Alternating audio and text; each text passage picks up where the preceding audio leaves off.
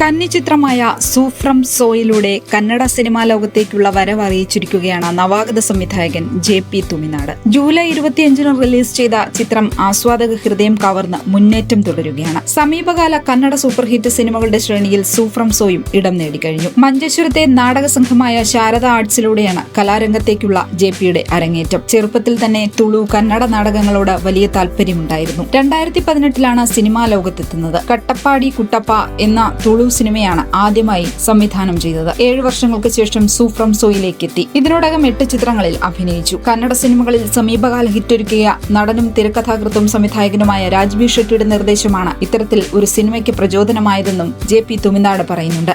ആദ്യാവസാനം ആസ്വാദകരെ ചിരിപ്പിക്കുന്ന മുഴുനീള horror comedy ചിത്രമാണ് സൂ from so. സിനിമയിൽ നായക കഥാപാത്രത്തെ അവതരിപ്പിക്കുന്നതും JP ആണ്. ഷനീൽ ഗൗതം, ദീപക് രാജ്പണ, അജയ് പ്രകാശ് തുമിനാട്, സന്ധ്യ അരേഗരെ തുടങ്ങിയവർ പ്രധാന വേഷങ്ങളിലെത്തുന്ന ചിത്രം രാജ്ബീർ ഷെട്ടിയുടെ ലൈറ്റർ ബുദ്ധ ഫിലിംസ് ആണ് നിർമ്മിച്ചിരിക്കുന്നത്. ദുൽഖർ സൽമാന്റെ വേഫറർ ഫിലിംസ് ആണ് മൊഴിമാറ്റം നടത്തി ചിത്രം പ്രദർശനത്തിനെത്തിച്ചിരിക്കുന്നത്.